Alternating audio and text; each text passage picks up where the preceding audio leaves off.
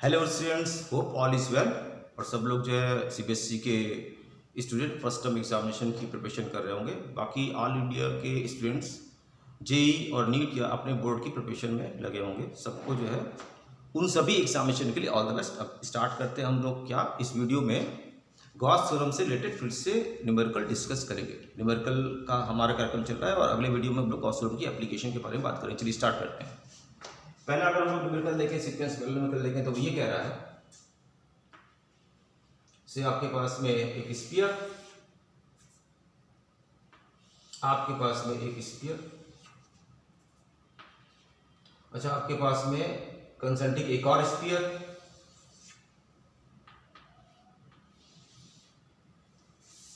एक और स्फीयर, एक और स्फीयर,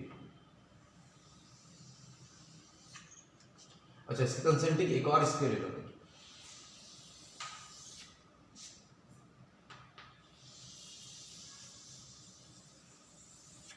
चलो ये स्फीयर है, इनका कॉमन सेंटर हो गया।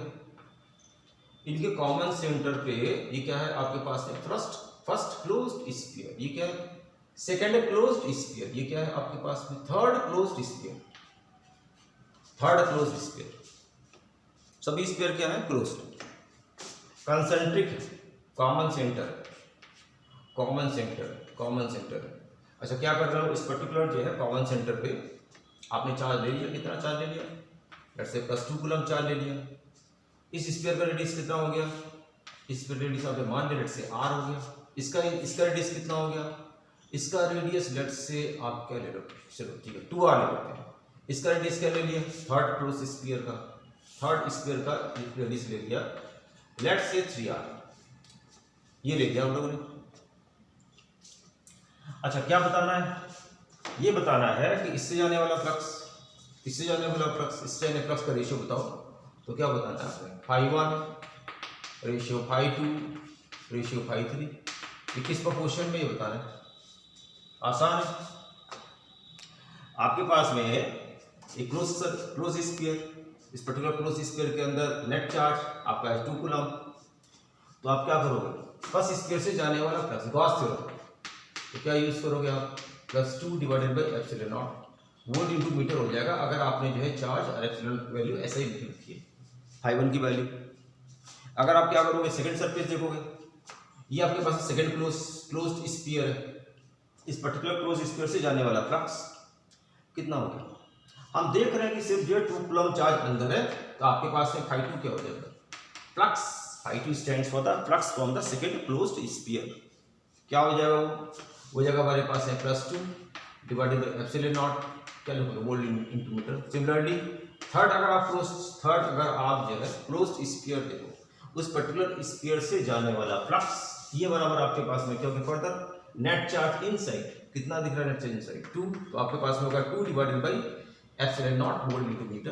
क्या पूछ रहा है, तीनों क्या है बराबर, तो आपके पास में आंसर क्या आएगा, φ1 ratio φ2 ratio φ3 is in proportionate to 1 ratio 1, क्योंकि तीनों आपके पास में वैल्यू क्या बराबर सेम फ्लक्स जा रहा है। माने सिंपली मैसेज यहाँ पर इस क्वेश्चन का ये है कि अगर आप एरिया बढ़ाते रह रहे हैं, एरिया बढ़ाते रह रहे हैं, तो इस गलतफहमी में ना रहा है कि यहाँ पर एरिया छोटा है तो फ्लक्स कम होगा, यहाँ पर एरिया आपके पास में क्या है बड़ा है तो फ्लक्स ज्यादा होगा। और इससे जो है थर्ड क्लोज्ड स्फीयर से आउटगोइंग जो फ्लक्स है आपका, आउटगोइंग फ्लक्स सबसे ज्यादा होगा। इस जो है गलतफहमी में ना रहे हैं, क्योंकि आपके पास में हर पर्टिकुलर स्फीयर के अंदर आपके पास में नेट चार्ज, पहले के अंदर नेट चार्ज 2, सेकंड के अंदर नेट चार्ज +2, थर्ड के अंदर नेट चार्ज +2, तो तीनों स्फीयर के अंदर जो नेट चार्ज है वो आपके पास में कैसे, मान लो वो क्या करता है, इस क्वेश्चन को चेंज कर देता है, इस क्वेश्चन को चेंज करके ऐसे देता है कि अंदर जो आपके पास में चार्ज है वो सेंटर पे +2 कूलम है। अच्छा यहाँ पर आपके पास में कितना है, यहाँ पर आपके पास है +2 कूलम, यहाँ पर आपके पास में चार्ज कितना है भैया, यहाँ पे आपके पास में चार्ज -1 कूलम है, यहाँ पे चार्ज कितना आपके पास है +5 कूलम है, हेलो +5 कूलम, यहाँ पे चार्ज कितना आपके पास में -4 कूलम है। और पूछता बताओ पहले वाले सरफेस से जाने वाला फ्लक्स, सेकंड सरफेस से जाने वाला फ्लक्स, थर्ड सरफेस से जाने वाला फ्लक्स, तीनों सरफेस से जाने वाले फ्लक्स का रेशियो बताओ।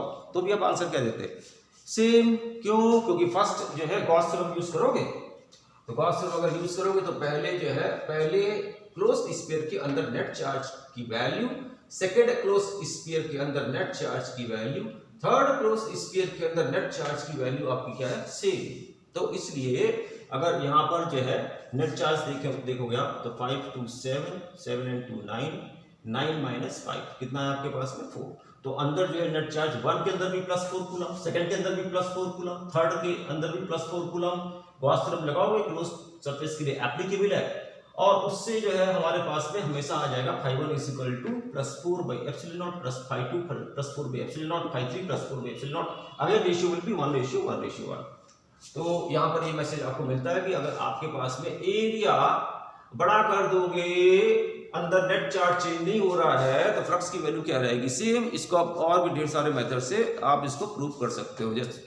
जैसे कि आप अगर यहाँ पर सिर्फ +2 कूलम चार्ज के लिए, सिर्फ +2 कूलम चार्ज के लिए लेते, +2 कूलम, बाकी चार्ज को हटा देते, बाकी चार्ज को हटा दो, +2 कूलम चार्ज के लिए ले लो। तो सिर्फ +2 कूलम चार्ज के लिए अगर आप लेते तो यहाँ पर आप इलेक्ट्रिक फील्ड निकाल सकते थे। इलेक्ट्रिक फील्ड, इस पर्टिकुलर इलेक्ट्रिक फील्ड की वैल्यू इस पर्टिकुलर सरफेस के हर पॉइंट पे r रेडियस के स्फीयर के सरफेस के हर पॉइंट पे क्या होगी, सेम। और क्या होगी आपके पास में रेडियली आउटवर्ड, यानी आपके पास में एरिया वेक्टर इलेक्ट्रिक फील्ड का डायरेक्शन क्या होगा, सेम। तो आप जो इलेक्ट्रिक फील्ड को क्या करो, इलेक्ट्रिक फील्ड को मल्टीप्लाई कर दो इस पर्टिकुलर एरिया से। अच्छा, यहाँ पे आप क्या करो, अगर +2, सिर्फ हम लोग क्या कर रहे हैं, इसको अब नहीं ले रहे हैं, सिर्फ +2 कूलम चार्ज को हम लोग जो है अंदर कंसीडर कर रहे हैं और हम लोग बात कर रहे हैं एक और मेथड की जिससे कि आप शो कर सकते थे कि इससे जाने वाला फ्लक्स क्या होगा, सेम। तो बात कर रहे हैं सिर्फ +2 कूलम चार्ज को लेकर के।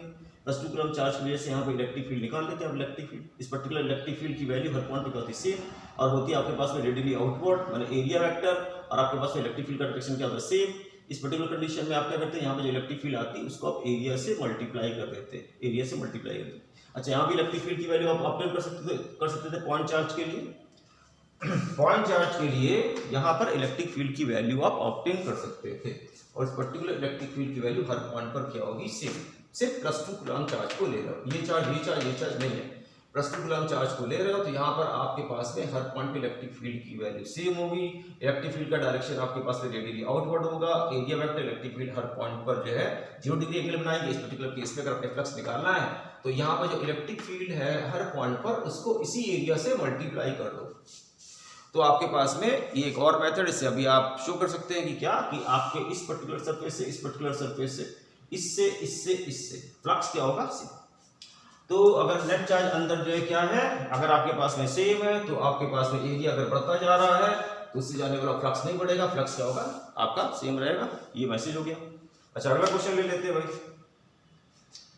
Question number 2। क्वेश्चन नंबर 2 में सर क्या है, क्वेश्चन नंबर 2 में देखते हैं क्या है। फिर से हमारे पास में एक पर्टिकुलर कॉन्फ़िगरेशन, यहाँ पे r रेडियस का closed sphere, okay, r radius का क्लोज्ड स्फीयर,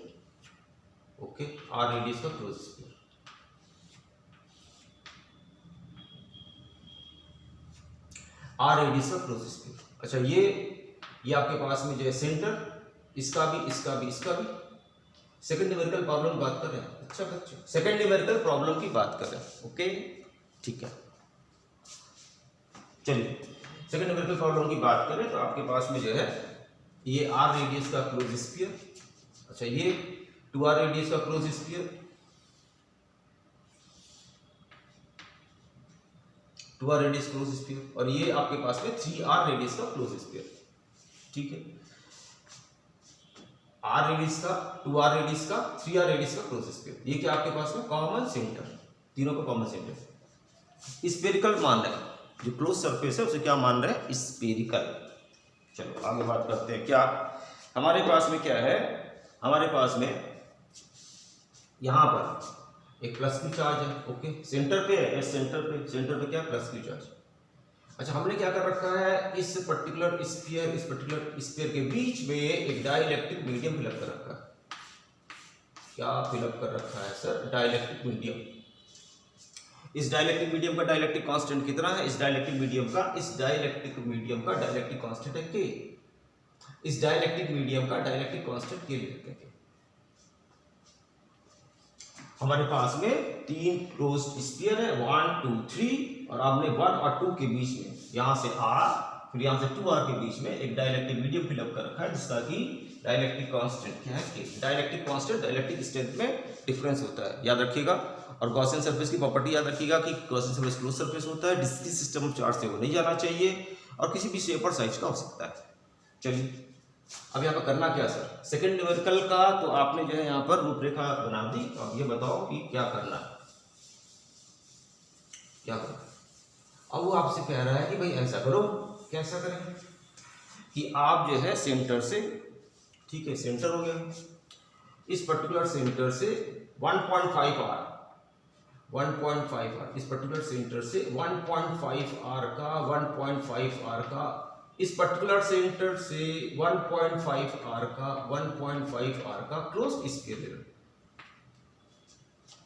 क्या होगा, ये हमारे पास में क्लोज स्फीयर, ये हमारे पास में क्लोज स्फीयर, ये हमारे पास में क्लोज स्फीयर और हमारे पास में एक नया क्लोज स्फीयर, ये नया क्लोज स्फीयर हो गया, ब्रोकन लाइन से दिखा है। इसका रेडियस सर कितना है, इसका रेडियस हमारे पास में, ये आपके पास में फर्स्ट, या कोई सेकंड, या कोई थर्ड और ये आपके पास में नया क्लोज स्फीयर। इसका रेडियस कितना है सर, इसका जो रेडियस है वो रेडियस हमारे पास में है 1.5 R, 1.5 R,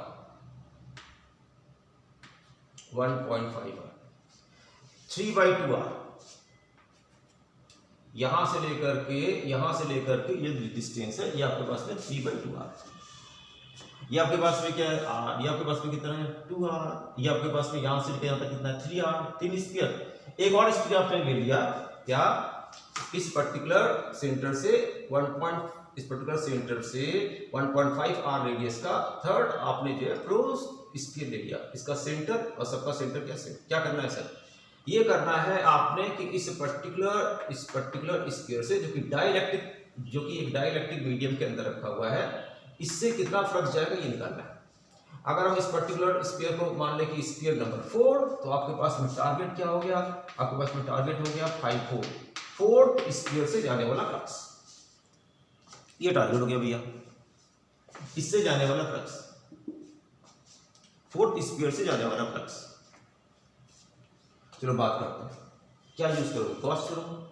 तो गॉस थ्योरम यूज करेंगे तो सर गॉस थ्योरम ये बोलता है कि 4 स्फीयर जो कि 1.5 R रेडियस का है, जिसका सेंटर और बाकी 3 स्फीयर का सेंटर कैसे, ये बराबर क्या होता है, ये बराबर होता है 5 4, ये बराबर हमारे पास में क्या होगा, ये बराबर हमारे पास होगा net charge inside divided bye क्या बोलोगे epsilon not, net charge inside epsilon not. अच्छा नेट चार्ज इनसाइड तो सब क्यों दिखलाई पड़ रहा है, नहीं ऐसा नहीं है, नेट चार्ज इनसाइड क्यों दिखलाई पड़ रहा है, बिल्कुल ऐसा नहीं, नेट चार्ज अंदर क्यों नहीं है, क्या होगा, ये पर्टिकुलर जो है इनर बाउंड्री डाइलेक्ट्रिक मीडियम, ये आउटर बाउंड्री डाइलेक्ट्रिक मीडियम की, इनर बाउंड्री डाइलेक्ट्रिक मीडियम, ये आउटर बाउंड्री डाइलेक्ट्रिक मीडियम की, यहाँ पर इंड्यूस चार्ज डेवलप होगा, negative in nature plus Q हमारे पास में डाइलेक्ट्रिक मीडियम की इस इनर बाउंड्री पे नेगेटिव चार्ज पोलराइजेशन की वजह से नेगेटिव चार्ज इंड्यूस करेगा, नेगेटिव चार्ज इंड्यूस करेगा, नेगेटिव चार्ज इंड्यूस होगा, इसके बाद पॉजिटिव चार्ज इंड्यूस होगा भैया, यहाँ पर से माइनस क्यू डैश के बराबर, मान लो इंड्यूस चार्ज आपके पास माइनस क्यू डैश है, तो यहाँ पर आपके पास में क्या होगा प्लस क्यू डैश इंड्यूस्ड होगा, induced plus Q dash outer boundary, यहाँ क्या बोला सर आपने, ये टोटल चार्ज क्या है प्लस क्यू की वजह से यहाँ पर इंड्यूस्ड चार्ज, और यहाँ पर क्या है आपके पास में उसका अपोजिट। तो अगर यहाँ पर इंड्यूस्ड चार्ज आपके पास में क्या है माइनस क्यू डैश, तो यहाँ पर टोटल जो इंड्यूस्ड चार्ज है आपके पास में क्या हो गया प्लस क्यू डैश। तो अगर आप ध्यान से देखो तो 1.5 R क्लोज्ड स्फीयर के अंदर जो नेट चार्ज है वो नेट चार्ज आपके पास में सिंपली प्लस क्यू नहीं है, आपके पास में कितनी plus Q minus Q dash. तो क्या लिखोगे, इस पर्टिकुलर क्लोज्ड स्फीयर से जाने वाला इलेक्ट्रिक फ्लक्स, ये बराबर क्या हो जाएगा 5 4, ये बराबर क्या हो जाएगा क्यू। क्या निकालना है, टारगेट क्या है, सेकंड न्यूमेरिकल टारगेट क्या है, ये हमारे पास में 1.5 R रेडियस का क्लोज स्फीयर है, इससे जाने फ्लक्स निकालना है। ये पर्टिकुलर क्लोज स्फीयर एक डाइलेक्ट्रिक मीडियम है, डाइलेक्ट्रिक मीडियम फिलअप है R से लेकर के R से लेकर के 2R तक, R से लेकर के 2R तक, इससे निकलने वाला, इससे जाने वाला फ्लक्स निकालना है। फॉर्मूला क्या यूज कर रहे हो? गॉस थ्योरम वाला फॉर्मूला यूज करते हैं। नेट चार्ज इनसाइड क्या हो जाएगा, अभी बताया आपको, Q हो जाएगा, और माइनस आपके पास में क्या हो जाएगा, Q डैश डिवाइडेड बाय आपके पास में epsilon. Net charge inside the close surface, close surface is a your spherical surface of radius 1.5 r।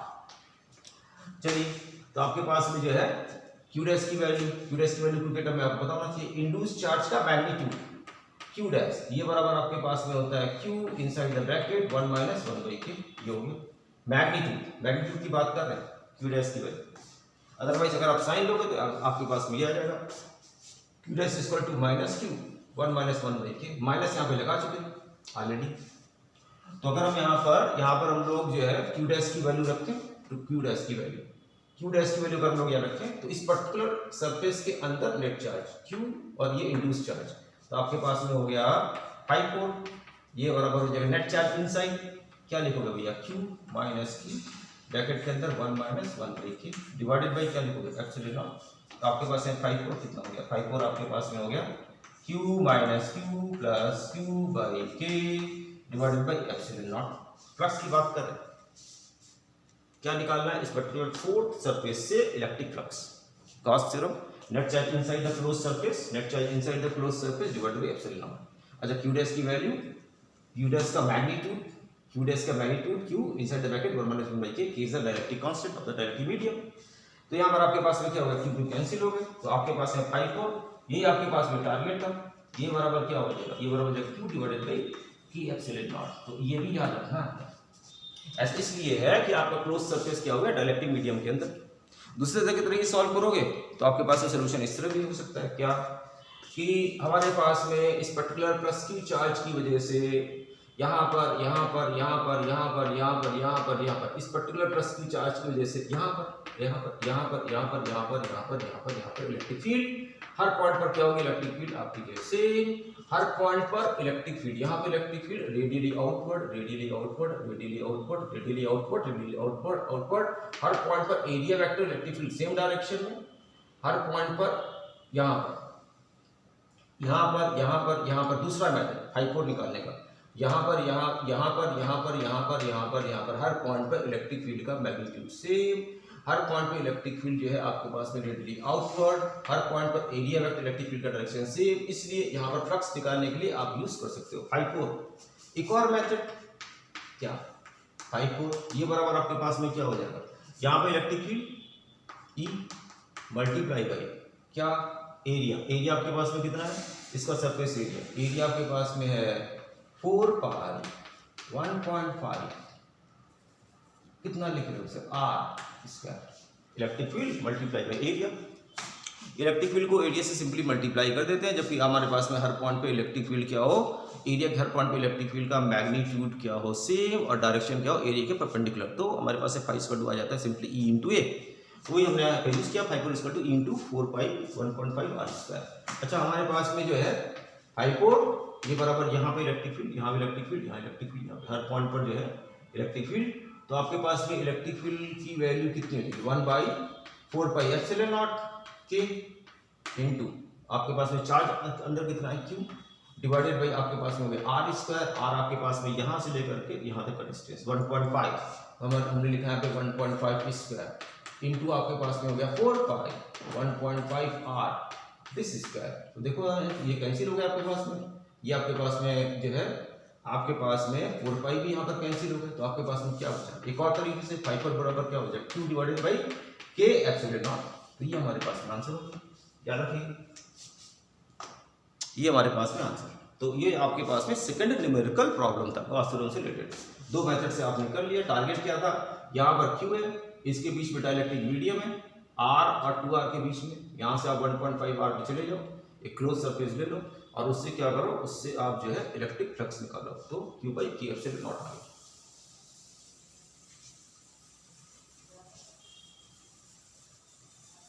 अच्छा, अगले नंबर की बात करते हैं। अगला numerical, third numerical, Gauss theorem में ढेर सारे न्यूमेरिकल है, गॉस थ्योरम को ठीक से समझने के लिए भाई अगला न्यूमेरिकल पुरानी एनसीईआरटी बुक का न्यूमेरिकल है भाई ना, पुरानी एनसीईआरटी की बुक का न्यूमेरिकल। एनसीईआरटी अपने बुक के न्यूमेरिकल कंटेंट को 5 साल में चेंज कर देता है। अब पिछले जो है अगर आप जो है 20 साल की एनसीईआरटी देखोगे तो कम से कम जो है 4 एडिशन हो गए, 4 एडिशन में कुछ ना कुछ चेंज मिलेंगे। तो हो सकता है कि आपका जो नया एनसीईआरटी का एडिशन है उसमें न्यूमेरिकल प्रॉब्लम ना मिले, ओल्ड एडिशन में देखेंगे तो आपको मिल जाएगा। चलिए सर न्यूमेरिकल क्या है? थर्ड न्यूमेरिकल प्रॉब्लम है। यस, थर्ड न्यूमेरिकल वो कह रहा है कि आपके पास में लेट्स से एक पर्टिकुलर एटम, ओके एटम हो गया, एटम का न्यूक्लियस पॉजिटिव चार्ज होता है भाई, न्यूक्लियस पॉजिटिव चार्ज, इसका साइज बहुत छोटा ले रहा हूं, ध्यान दीजिएगा, न्यूक्लियस का साइज बहुत छोटा ले रहा है और इसके चारों तरफ 3 डायमेंशन में स्फेरिकल वॉल्यूम में इलेक्ट्रॉन क्लाउड जो है होमोजेनियसली स्प्रेड है। इलेक्ट्रॉन क्लाउड जो है 3 डायमेंशन में स्फेरिकल वॉल्यूम में होमोजेनियसली स्प्रेड है। लैंग्वेज के बदले डायग्राम, लैंग्वेज नहीं लिखी है, थर्ड न्यूमेरिकल की लैंग्वेज लिखी है क्या? नहीं लिखी भाई। तो लैंग्वेज के बदले क्या आप ड्रॉ कर रहे हो? लैंग्वेज के बदले डायग्राम बता रहे हैं, लैंग्वेज के बदले डायग्राम।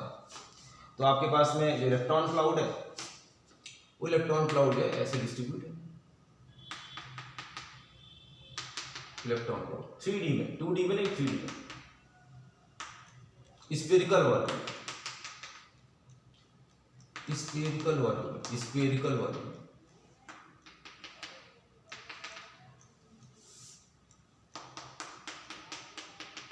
थ्री डी में स्फेरिकल वॉल्यूम में इलेक्ट्रॉन क्लाउड, ये इलेक्ट्रॉन क्लाउड दिख रहा है व्हाइट डॉट डॉट से भाई, ये इलेक्ट्रॉन क्लाउड है, ये इलेक्ट्रॉन क्लाउड, ये इलेक्ट्रॉन क्लाउड है भाई, डायग्राम तो ठीक बन गया, ये इलेक्ट्रॉन क्लाउड है,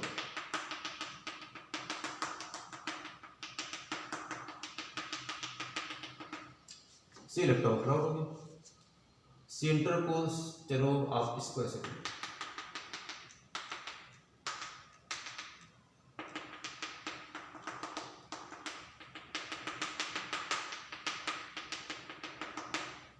ये हमारे पास में इलेक्ट्रॉन क्लाउड है। एक पर्टिकुलर आपके पास में न्यूक्लियस और न्यूक्लियस के चारों तरफ जो है ये इलेक्ट्रॉन क्लाउड की स्प्रेड, स्फेरिकल वॉल्यूम, इसका साइज बहुत छोटा लेके चलोगे। अच्छा आपके पास में जो न्यूक्लियस का एटॉमिक नंबर है वो कितना दिया? एटॉमिक नंबर दिया Z। इस पर्टिकुलर एटम का आपको रेडियस कितना दिया? रेडियस दिया लेट्स से R, तो ये आपके पास में R हो गया, लेट्स से R आपके पास में कैपिटल R आ गया, तो Z दिया हुआ आपको और आपको क्या दिया हुआ है? R दिया हुआ है, Z दिया हुआ है आपको और आपको क्या दिया हुआ है? पढ़ते रहो भाई, पढ़ते रहो, टेबल चेयर पे जम के पढ़ना चाहिए। चलो सर बात करो, अब मतलब की बात ही करना है। इस पर्टिकुलर एटम के बाहर किसी पॉइंट पर मैंने एक यहां से एक पर्टिकुलर डिस्टेंस ले रहे हैं से R, तो आपके पास में 2 केस हो गए। नंबर 1, इस पर्टिकुलर न्यूक्लियस से स्मॉल r डिस्टेंस पे, so that small r is greater then r, क्या निकालना है? Electric field. अच्छा सेकंड केस ले लो, सेकंड केस में ये ले रहे हैं कि आपके पास में एक पर्टिकुलर पॉइंट है न्यूक्लियस से r डिस्टेंस पे, सो दैट कि r की वैल्यू क्या है आपके पास में? लेस देन r, R की वैल्यू क्या आपके पास में? Less than R। इन दोनों केस के लिए क्या निकालना है? इन दोनों केस के लिए इलेक्ट्रिक फील्ड निकालना है, इलेक्ट्रिक फील्ड। इस पर्टिकुलर सिस्टम की वजह से आपने इलेक्ट्रिक फील्ड निकालना, इसके बारे में बात करें। ठीक है सर, बात करिए। तो केस 1 ले लेना। तो थर्ड के आपके पास में 2 पार्ट होता है। जेड आपको क्या दिया हुआ है? जेड आपको एटॉमिक नंबर दिया हुआ है, और आर क्या दिया आपको एटम का रेडियस दिया है, और आपके पास में 2 केस है। नंबर 1, आप न्यूक्लियस से r डिस्टेंस पे हैं, सो दैट कि small r is greater then r, माने कि आप एटम से बाहर है, और इसका मतलब ये कि एटम के अंदर है, और यहाँ पर आपको जो दो पोजीशन पे आपको इलेक्ट्रिक फील्ड निकालनी है। ये भी जो है डिफिकल्ट नहीं, आसान है। चलो बात करते हैं पहले पार्ट की बात। 2 पार्ट है, पहले पार्ट की बात कर लेते हैं।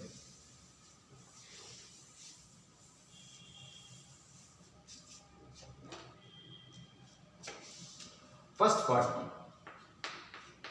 क्या करो, यहां से r डिस्टेंस पे चले जाओ, ओके, यहां से r डिस्टेंस पे चले गए, यहां से r डिस्टेंस पे चले गए, एक पॉइंट P सेलेक्ट कर लिया भाई, एक पॉइंट P, इस पर्टिकुलर पॉइंट को हमने जो है एक क्लोज स्फीयरिकल सरफेस के ऊपर माना है, जिसका कि रेडियस क्या है, जिसका कि रेडियस आपके पास में है, जिसका रेडियस आपके पास में से स्मॉल r। तो आपका जो पर्टिकुलर क्लोज स्फीयर है, क्लोज स्फीयर गॉसियन सरफेस, वो आपके पास में ये हो गया।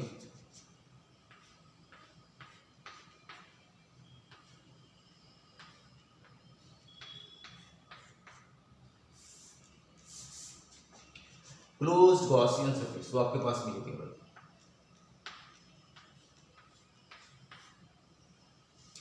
वो आपके पास में होगा। थोड़ा सा डायग्राम करेक्ट कर लें, थोड़ा डायग्राम अगर करेक्ट हो प्रेजेंटेबल हो जाता है, ठीक है। तो आपके पास में ये हो गया, चलो ये हो गया आपके पास में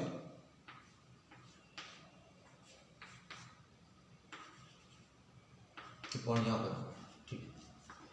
आपने क्या करना है, केस 1, क्या एटम के बाहर इस पर्टिकुलर पॉइंट पर आपने क्या निकाला, इलेक्ट्रिक फील्ड। तो ये पर्टिकुलर जो आपके पास में क्लोज क्या किया आपने, आर रेडियस का, R small R is greater than R, ये हमारे पास में क्या है, एक पर्टिकुलर एटम, इसका न्यूक्लियस, एटॉमिक नंबर आपको Z दिया है, इलेक्ट्रॉनिक चार्जेस E, और इसके चारों तरफ जो है 3D में इलेक्ट्रॉन क्लाउड जो है स्फेरिकल वॉल्यूम में स्प्रेड है। इलेक्ट्रॉन क्लाउड जो है स्फेरिकल वॉल्यूम में स्प्रेड है। तो क्या करना है, इस पर्टिकुलर न्यूक्लियस से r डिस्टेंस पे small r is greater then r, पहला केस, यहाँ पे इलेक्ट्रिक फील्ड निकालनी है। या आप क्या कर रहे हैं, एटम के बाहर, ठीक है। अच्छा, क्या किया आपने, स्मॉल r रेडियस का आपने क्या कर लिया, क्लोज स्पीड ले लिया। अच्छा, सिमेट्री की वजह से यहाँ पर हर पॉइंट पर इलेक्ट्रिक फील्ड की वैल्यू क्या होगी आपके पास में, सिर्फ यहाँ पर हर पॉइंट पे इलेक्ट्रिक फील्ड की जो मैग्नीट्यूड है वो क्या होगा, सेम, सिमेट्री की वजह से। और अगर आप जो है यहाँ पर देखोगे तो आपके पास में जो इलेक्ट्रिक फील्ड है वो हम यहाँ पर जो सिमेट्री की वजह से डायरेक्शन एज्यूम करेंगे, वो आपके पास में हो गया रेडियली आउटवर्ड, यहाँ भी रेडियली आउटवर्ड, यहाँ भी रेडियली आउटवर्ड, माने इसके हर पॉइंट पर जो आपके पास में इलेक्ट्रिक फील्ड है उसका मैग्नीट्यूड सेम और डायरेक्शन रेडियली आउटवर्ड। माने हर पॉइंट एरिया पे जो एरिया वेक्टर ड्रॉ करोगे, एरिया वेक्टर एन कैप से, और इलेक्ट्रिक फील्ड जो आपने मानी है उसका डायरेक्शन हर पॉइंट पर सेम मानी, इलेक्ट्रिक फील्ड दोनों का डायरेक्शन क्या होगा, सेम, थीटा इक्वल टू 0। तो क्या यूज करते हो आप, यूज करते हो फ्लक्स के लिए। क्या निकालना है हमने, इसके हर पॉइंट पे इलेक्ट्रिक फील्ड, ये क्या हो गया हमारे पास में, क्लोज गॉसियन सरफेस, इसके हर पॉइंट पे इलेक्ट्रिक फील्ड का मैग्नीट्यूड क्या हो गया, E। इलेक्ट्रिक फील्ड अगर हमारे पास में मैग्नीट्यूड में सेम है तो डायरेक्शन में सिमेट्री की वजह से आउटवर्ड होगी, एरिया वेक्टर, और आपके पास में एरिया वेक्टर इलेक्ट्रिक फील्ड का डायरेक्शन हर पॉइंट पे 0 डिग्री एंगल बनाएगा। तो आप अगर यहाँ पे निकालोगे फ्लक्स, किससे जाने वाला, इस पर्टिकुलर क्लोज स्पेस से जाने वाला फ्लक्स आपके मेथड से, आपका मतलब मेथड का मतलब क्या है, d phi is equal to E dA वाले मेथड से। तो हम यहाँ पे लिखेंगे पहला पॉइंट, यहाँ पर आपने क्या निकालना है, इलेक्ट्रिक फील्ड।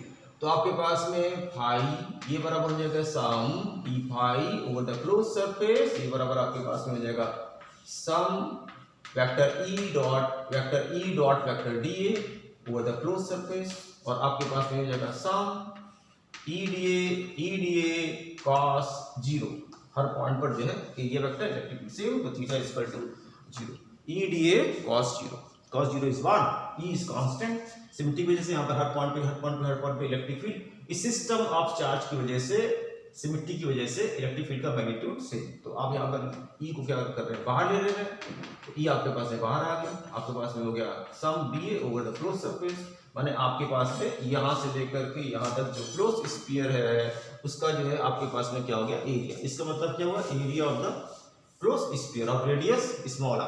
तो आपके पास में फाई कितना आ जाएगा, फाई इज इक्वल टू आपके पास में हो जाएगा E into 4 pi into r square.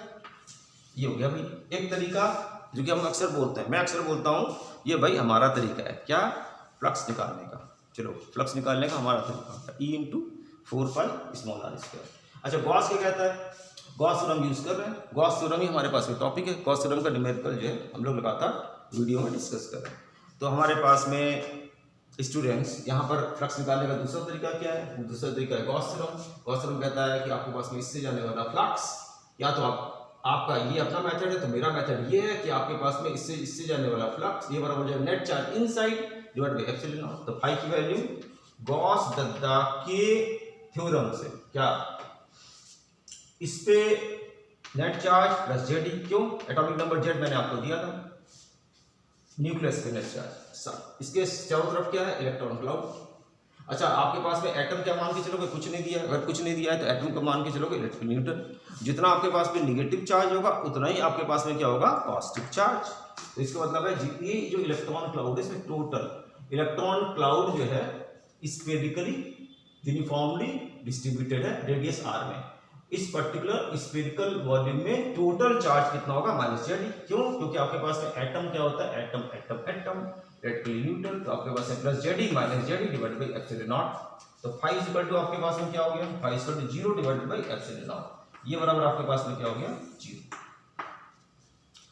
तो अगर आप देखें तो आपका जो मेथड है उससे फ्लक्स आ रहा है e/4πr², और आप अगर गॉस थ्योरम से देखोगे तो आप गॉस थ्योरम से फ्लक्स क्या आ रहा है, 0। ना तो आप गलत ना गॉस थ्योरम गलत। कंपेयर कर दो दोनों को, यहाँ कंपेयर करें, फर्स्ट केस ले रहे हैं, यहाँ पर इलेक्ट्रिक फील्ड निकालना है, तो कंपेयर करें, तो कंपेयर करने पर अब आसान हो गया, e/4πr² 0, ई बराबर क्या हो गया, 0, ई बराबर 0 आपके पास में यहाँ पर यहाँ पर यहाँ पर यहाँ पर एक पॉइंट अंडर कंसीडरेशन था, हर पॉइंट पर आपके पास में क्या हो गया, इलेक्ट्रिक फील्ड 0। मतलब सिंपली एक अगर हम आपको एटम दिया है इस पर्टिकुलर स्ट्रक्चर के अकॉर्डिंग आउटसाइड द एटम आपके पास में जो फील्ड है हर पॉइंट पर क्या आ रही है, 0, E=0। अच्छा, सेकंड केस आपको दिया था, सेकंड केस आपको दिया था क्या, कि आपके पास में एक पॉइंट के अंदर, एक पॉइंट आपके पास में अंदर है, स्मॉल r आपके पास में न्यूक्लियस से डिस्टेंस है, और such that small r is less than capital R। तो बाहर हमारे पास में फील्ड क्या हो गई, 0। चलो बात करते हैं किसके, इस एटम के अंदर चले जाते हैं, इलेक्ट्रॉन क्लाउड के अंदर, झूम से इलेक्ट्रॉन क्लाउड के अंदर, इलेक्ट्रॉन क्लाउड के अंदर चले जाते हैं। इसको डिलीट कर दें, डिलीट कर दीजिए, फिर उसको भी डिलीट कर देते हैं, ठीक, डिलीट कर दिया। ये सब्जेक्ट बहुत बढ़िया है, physics is very good subject, इसमें नेचर के लॉ छुपे हुए हैं, और मैथ्स इसकी लैंग्वेज हो जाती है, मैथ्स इसकी लैंग्वेज। तो भाई इस सब्जेक्ट को लेकर के अगर एक स्टूडेंट जो है इंजॉय करता है तो काफी आगे बढ़ सकता है। चलो काम की बात करो सर, क्या हमारे पास में क्या है, हमारे पास में एक पर्टिकुलर पॉइंट, ओके, तो कहां पर हम आ गए सर, इस पर्टिकुलर एटम के अंदर आ गए बच्चे, इस पर्टिकुलर एटम इलेक्ट्रॉन क्लाउड के अंदर आ गए, अंदर, ठीक है, इलेक्ट्रॉन क्लाउड के अंदर आ गए, और आपके पास में आप क्या हो, न्यूक्लियस से आप जो स्मॉल r डिस्टेंस पे हो, ठीक है, स्मॉल r डिस्टेंस पे, इस पर्टिकुलर न्यूक्लियस से स्मॉल r डिस्टेंस पे आपने क्या करना है, इलेक्ट्रिक फील्ड आपने ऑब्टेन करना है। तो हम क्या करते हैं, हम लोग क्या करें, हम लोग जो है एक जो है गॉस थ्योरम अप्लाई करेंगे, और गॉस थ्योरम जो है अप्लाई करेंगे इस तरह से, पहले अपने मेथड से इलेक्ट्रिक फ्लक्स निकालेंगे, फिर गॉस-दत्ता के मेथड से इलेक्ट्रिक फ्लक्स निकालेंगे, फिर दोनों को कंपेयर कर लेंगे, तो क्या आ जाएगा, गिवन कंडीशन जो मैं दी है उसके अकॉर्डिंग इलेक्ट्रिक फील्ड की वैल्यू आ जाएगी। चलिए, तो हमारे पास में क्या है, हमारे पास में ये पर्टिकुलर सेंटर और r रेडियस का फिर से क्लोज्ड स्फीयर, क्लोज क्यों, गॉस थ्योरम भी लगाना है भाई, वो तो जो है क्लोज स्फीयर के लिए ही एप्लीकेबल होता है। तो हमारे पास में ये हो गया क्लोज स्फीयर, ब्रोकन लाइन से दिखाया है, ब्रोकनवा लाइन से। चलो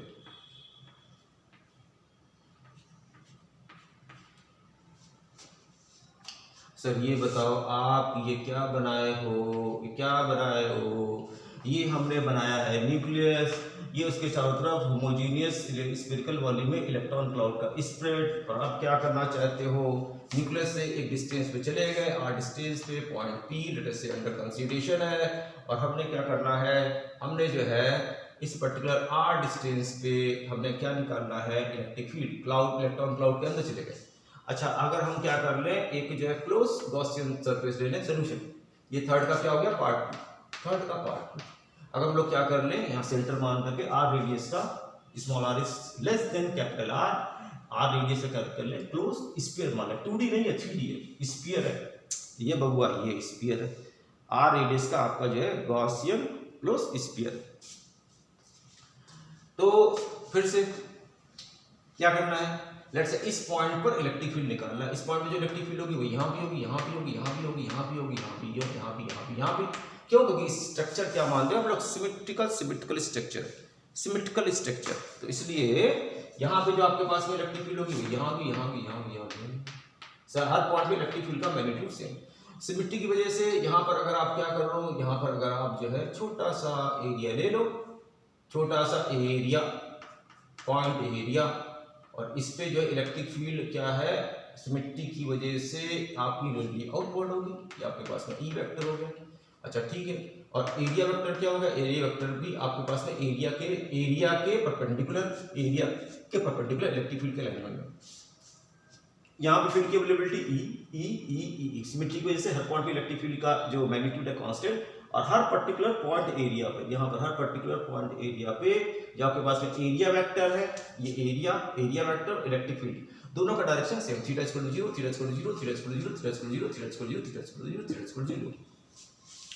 तो क्या कहना चाह रहे हैं, ये कहना चाह रहे हैं कि अगर आप क्या करोगे, इस पर्टिकुलर इंफॉर्मेशन के बेसिस पे अगर आप इस पर्टिकुलर आर रेडियस के क्लोज स्फीयरिकल सरफेस से इलेक्ट्रिक फ्लक्स निकालना चाहोगे, इलेक्ट्रिक फ्लक्स आपके पास में आ जाएगा। फाई इक्वल टू आपका method sum D phi over the close surface, ये बराबर आपके पास में क्या हो गया, सम आपके पास में हो गया vector E dot vector D A, sum vector E dot vector D A over the close surface. इस पॉइंट पे इलेक्ट्रिक फील्ड निकाली थी, जो इस पॉइंट पे इलेक्ट्रिक फील्ड से पॉइंट पी था आपका, पॉइंट पी पे इलेक्ट्रिक फील्ड निकाली थी, जो यहाँ इलेक्ट्रिक फील्ड होगी वो यहाँ होगी, वो यहाँ होगी, यहाँ होगी, यहाँ भी, यहाँ भी, सब जगह पे इलेक्ट्रिक फील्ड का मैग्नीट्यूड सेम। और हमने डायरेक्शन के बारे में आपको बता दिया, रेडियली आउटवर्ड, और एरिया वेक्टर हर यहाँ पर, यहाँ पर, यहाँ पर, यहाँ पर, हर पॉइंट पर area vector electric field alignment same. तो आपके पास में थीटा इज इक्वल टू क्या हो गया, 0। डी फाई बराबर क्या होता है, in general E D A cos theta, या vector E dot vector D, E vector D A या E D A cos theta. Theta क्या होता है, एरिया वेक्टर इलेक्ट्रिक फील्ड के बीच में एंगल। तो हमारे पास में यहाँ पर ये हो गया sum what, E into D A into क्या, into cos theta over the close surface. E आप क्या बोल रहे हो, कांस्टेंट, अभी बोला आपने, यहाँ पे, यहाँ पे, यहाँ पे, यहाँ पे, हर पॉइंट पे इलेक्ट्रिक फील्ड। ई करना क्या है, इलेक्ट्रॉन क्लाउड के अंदर चले गए, यहाँ से आर डिस्टेंस पे इलेक्ट्रिक फील्ड निकालना। तो इलेक्ट्रिक फील्ड जो आपके पास में है यहाँ पर, या यहाँ पर, यहाँ पर, यहाँ पर, हर पॉइंट पे, वो आपके पास में ई, आपके पास में हो गया सम, आपके पास में हो गया डी ए, क्योंकि कॉस 0 आपके पास में क्या हो गया, theta equal to 0 at every point, यहाँ यहाँ यहाँ हर पॉइंट पे थीटा इक्वल टू 0। तो सम डी आपके पास में क्या हो गया, क्लोज सम डी आपके पास में क्या, सरफेस एरिया, तो आपके पास में क्या हो जाएगा, E into 4 pi R square. तो अगर हम ये मान लें कि यहाँ पर इलेक्ट्रिक फील्ड, इसके हर पॉइंट पर इलेक्ट्रिक फील्ड आपके पास में क्या है, ई, तो इससे जाने वाला जो फ्लक्स है वो आपके पास इंटू 4 पाई आर स्क्वायर होगा। जिससे बहुत जल्दी समझना चाहिए आपको, क्योंकि आपके पास में कॉमन सेंस से इलेक्ट्रिक फील्ड हर एक पॉइंट पर क्या है, सेम मैग्नीट्यूड में, और आपके पास में एरिया के परपेंडिकुलर है, इसलिए एरिया और इलेक्ट्रिक फील्ड मल्टीप्लाई कर दो भैया, तो simply into 4 pi R square हो गया। अब वो क्या कर रहा है, गॉस दादा क्या करे, गॉस दादा आगे क्या, भाई देखो ऐसा है, ये तो हो गया तुम्हारा फ्लक्स, ये हो गया तुम्हारा फ्लक्स, और मेरे हिसाब से हम कहते हैं कि हमारे हिसाब से जो फ्लक्स है फाई, वो हो गया net charge inside what wave centre. वो ये कह रहे हैं, फिर इसी पर्टिकुलर सिलेक्टेड आर रेडियस के, स्मॉल आर रेडियस के, स्मॉल आर रेडियस के क्लोज स्फीयर से, स्फीयरिकल सरफेस है, सर्किल लाइन से जाने वाला फ्लक्स, इससे जाने वाला फ्लक्स, इसके अंदर, बाहर नहीं भैया है, ये क्लाउड नहीं, इसके अंदर जो चार्ज है, इसके बाउंड्री के अंदर जो नेट चार्ज है, नेट चार्ज डिवाइडेड बाय क्या, एप्सिलॉन नॉट बाय वो क्या गए, तो क्या गए, देखिए नेट चार्ज कितना है। अच्छा हम लोग क्या, यहाँ पे हमारे पास में क्या है, नेट चार्ज अगर हम लोग निकालेंगे तो पहले तो पॉजिटिव चार्ज है, तो आपके पास में नेट चार्ज के लिए पहला चार्ज आपके पास में पॉजिटिव है, और इसकी जो वैल्यू आपके पास में ये है Z इंटू ई। जेड क्या है, एटॉमिक नंबर, ये तो आपने दिया नहीं है, दिया था भैया शुरू में बता देता हूँ मैं। किसी भी पर्टिकुलर क्वेश्चन को करते समय क्या टारगेट चल रहा है, क्वेश्चन क्या है, क्या स्टेटमेंट चल रहा है, उस पर लगातार फोकस करते रहना चाहिए, ध्यान रखना चाहिए। तो आपको जो है यहाँ पर मैंने ये बोल रहा हूँ, फोकस क्या करते रहना चाहिए था कि जेड आपको दिया था, तो यहाँ पे जो पॉजिटिव चार्ज हो गया आपके पास में क्या हो गया प्लस जेड। अच्छा नेगेटिव चार्ज कितना हो गया देखें, अगर हम यहाँ से लेकर के यहाँ तक ले लें तो इस पर्टिकुलर इलेक्ट्रॉन ये साइज बहुत छोटा नन्ना मुन्ना है, बहुत छोटा, बहुत ही छोटा। अच्छा अगर हम लोग मान लो इस पर्टिकुलर इलेक्ट्रॉन क्लाउड को ले लेते तो इसका वॉल्यूम कितना हो जाएगा 4/3 पाई आर, 4/3 पाई कैपिटल आर। तो वॉल्यूम कितना हो गया आपके पास में, क्या बताना चाह रहे हो, नेट चार्ज निकालना चाह रहे हैं भाई, तो निकालो ना, तो ऐसे निकालेंगे ना भाई, क्या 4/3 पाई इंटू आर क्यूब, ये वॉल्यूम है।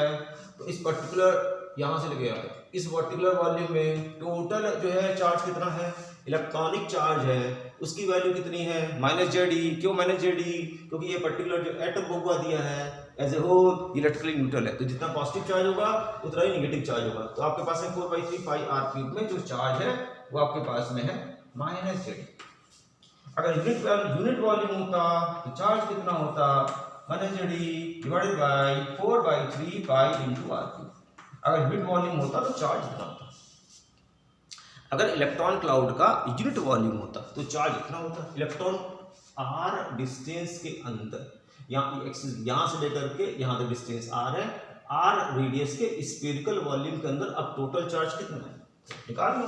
इस स्फीयर का वॉल्यूम कितना होगा, स्फीयर का वॉल्यूम हो गया भैया 4/3 pi into small r cube. तो इसके अंदर कितना चार्ज है, इसके अंदर चार्ज आपके पास में है -Ze divided by 4/3 pi capital R cube multiply by 4/3 pi small r cube.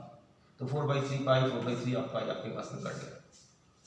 ये क्या है, ये क्या है, ये है इस पर्टिकुलर आर रेडियस के स्फीयर के अंदर इलेक्ट्रॉन क्लाउड के फॉर्म में कितना नेगेटिव चार्ज मौजूद है।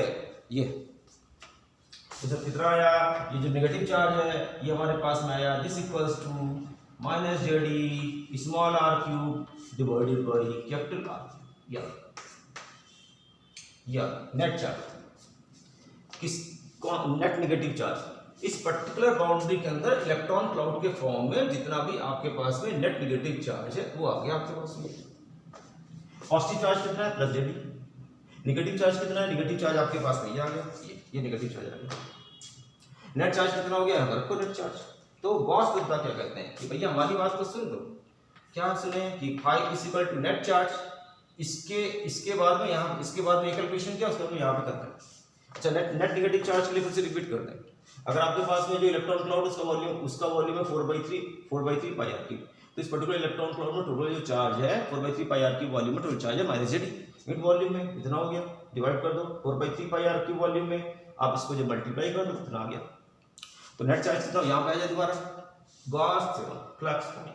नेट चार्ज आपके पास में हो गया कितना +Ze, ये माइनस इलेक्ट्रॉन क्लाउड के फॉर्म में इसके अंदर ये इलेक्ट्रॉन क्लाउड के फॉर्म में नेगेटिव चार्ज कितना हो गया हमारे पास में -Ze small r cube divided by R cube कितना होगा क्या 5।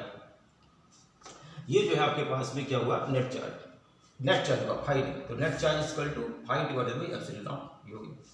तो आपके पास में जो है net flux is equal to net charge divided by epsilon naught, 5 is equal to net charge inside divided by epsilon naught, inside what, inside this particular spherical volume. तो आपके पास में इसके अंदर जो नेट चार्ज है उतना हो गया, उसको एप्सिलॉन नॉट से डिवाइड कर दीजिए, गॉस दादा कहते हैं, तो इससे निकलने वाला जो फ्लक्स है वो आपके पास में आ जाएगा, जो कि आ गया। लेकिन आपने भी तो फ्लक्स निकाला है जी, ये निकाला है फ्लक्स आपने। ये क्या है आपके पास में net charge by epsilon not Gauss theorem से जो फ्लक्स आया वो, और ये आपके पास में क्या है, ये आपका फ्लक्स है, ना आप गलत है ना गॉस दादा गलत है, दोनों को कंपेयर कर दीजिए।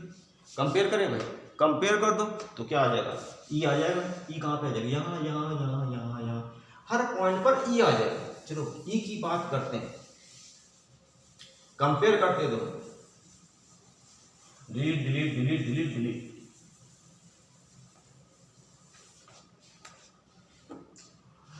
तुम्हारे हिसाब से फ्लक्स कितना आया था, E into 4 pi small r square आया था, और गॉस थ्योरम के अकॉर्डिंग कितना फ्लक्स आया था, गॉस थ्योरम के अकॉर्डिंग जो फ्लक्स आया था वह था Ze माइनस जेड क्या है एटॉमिक नंबर, E क्या है charge on one electron, total charge on the nucleus plus ZE, total charge inside this particular total negative charge inside this particular sphere of radius r in form of the electron cloud. तो हमारे पास में वो है minus Z into E small r cube by capital R cube. तो आपके पास में Z E into small r cube divided by R cube. ये क्या हुआ न्यूक्लियस का चार्ज. ये क्या हुआ आपके पास में इलेक्ट्रॉन क्लाउड के फॉर्म में मौजूद नेगेटिव चार्ज. नेट चार्ज कितना हुआ इतना. इसको क्या करो भाई एप्सिलॉन नॉट से डिवाइड कर दो. तो क्या आ जाएगा इलेक्ट्रिक फ्लक्स गॉस के according net charge inside divided by epsilon naught. बार बार बोल रहे सर, अरे बार बार इसलिए बोल रहे हैं दिमाग में फिट हो जाएगा और दिमाग से फिर तुम्हारे उतरे ना. और दिमाग से अगर नहीं उतरेगा तो कामयाब हो जाओगे आगे. चलो ई की वैल्यू बताओ फिर. ई क्या है ई यहाँ यहाँ यहाँ यहाँ यहाँ पर inside the atom the electric field at a distance small R. E बराबर क्या हो जाएगा ई बराबर आपके पास में हो जाएगा जेड ई आपके पास में बाहर आ गया. ठीक है 4 इसको नीचे ले जाओ तो आपके पास में क्या हो जाएगा 4 पाई एप्सिलॉन नॉट. क्या आ जाएगा आपके पास में आ जाएगा into 1/r². Okay let it start. फिर क्या आपके पास में आ जाएगा फिर आपके पास में आ जाएगा 1 minus r cube divided by capital R cube. ठीक है बच्चे यहाँ से क्या किया आपने जेड ई बाहर ले गए. Okay Z E by epsilon not बाहर ले गए Z E by epsilon not बाहर ले गए. ठीक है अच्छा ब्रैकेट के अंदर क्या आ गया फिर अगर जेड ई बाहर ले गए 1 small r cube by capital R cube bracket के अंदर. फिर क्या किया 4 पाई को नीचे ले गए तो 4 पाई इंटू 4 पाई r² को नीचे ले गए. 4 पाई यहाँ मौजूद है r² यहाँ मौजूद है. इसको अंदर ले जाओ तो इलेक्ट्रिक फील्ड ई की वैल्यू कितनी हो जाएगी. Electric field E is equal to आपके पास में हो जाएगी जेड ई डिवाइडेड बाय आपके पास में हो जाएगा 4 पाई एप्सिलॉन नॉट. इसको भैया अंदर ले जाओ तो क्या आ जाएगा 1/r² माइनस आपके पास में क्या आ जाएगा small r by R cube small r by R. ये हो जाएगा आपके पास इलेक्ट्रिक फील्ड. यहाँ पर हर पॉइंट पर इलेक्ट्रिक फील्ड की वैल्यू ऐसे दो. ये एक्सप्रेशन होगी. अगर r की वैल्यू आप निकालोगे स्मॉल r की अगर आप स्मॉल r की वैल्यू आपको दी हुई है तो आपको इलेक्ट्रिक फील्ड मिल जाएगा प्रोवाइडेड एटॉमिक नंबर दिए हैं और प्रोवाइडेड कि आपको जो ये पर्टिकुलर मॉडल दिया हुआ है क्या कि इलेक्ट्रॉन क्लाउड जो है 3D में स्फेरिकल वॉल्यूम में यूनिफॉर्मली डिस्ट्रीब्यूटेड है. ये इलेक्ट्रिक फील्ड की वैल्यू आ गई. अब आगे आगे और डिस्कस करें. क्या डिस्कस करोगे कुछ बचा नहीं बचा बहुत कुछ है भाई. एक बस पर्टिकुलर न्यूमेरिकल मेरे लिए खत्म नहीं होता. वो लगातार जो है सोचने पे मजबूर कर देता कि भाई ये भी छुपा है ये भी छुपा है ये भी ढूंढो क्या ढूंढो.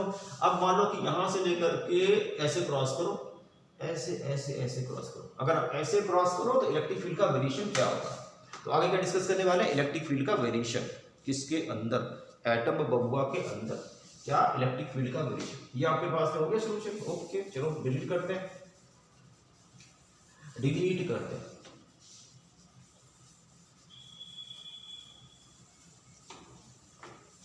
इसको बनाए रखो बाकी डिलीट कर देते हैं. इसे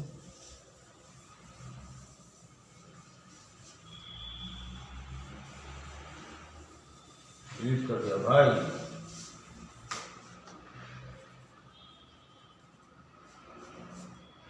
ठीक है अच्छा क्या टारगेट अब ये तो आपके सर थर्ड न्यूमेरिकल तो जो है ओवर हो गया.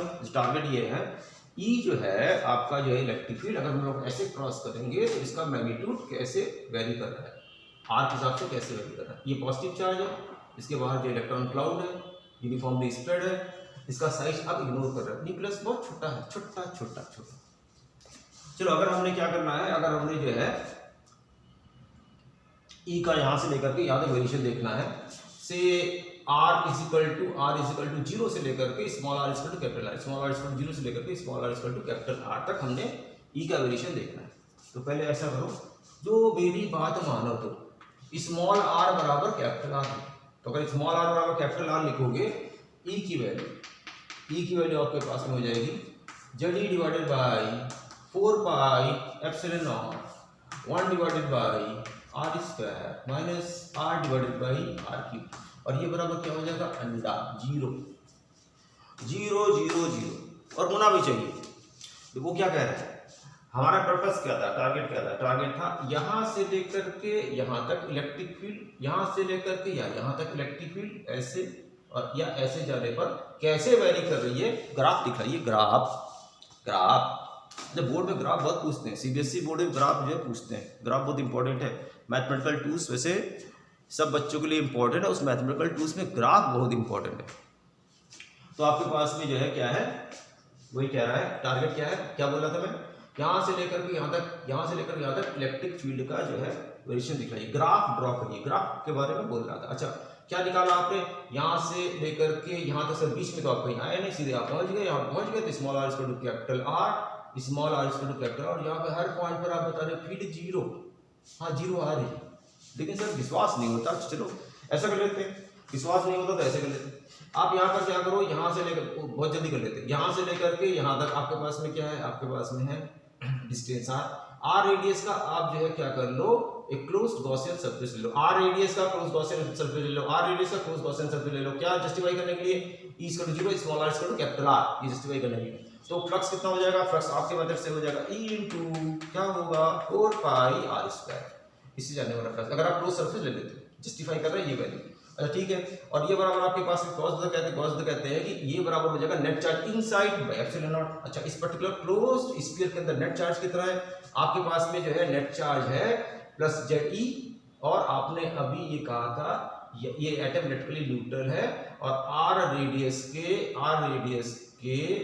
इलेक्ट्रॉन, आर रेडियस के स्फीयरिकल वॉल्यूम में, जिसमें कि इलेक्ट्रॉन प्लॉट यूनिफॉर्मली जो है 3D में डिस्ट्रीब्यूटेड है, यूनिफॉर्मली डिस्ट्रीब्यूटेड है, उसमें उस पर्टिकुलर केस में इस पर्टिकुलर इलेक्ट्रॉन क्लाउड पर टोटल चार्ज आपके पास में क्या है माइनस ZE।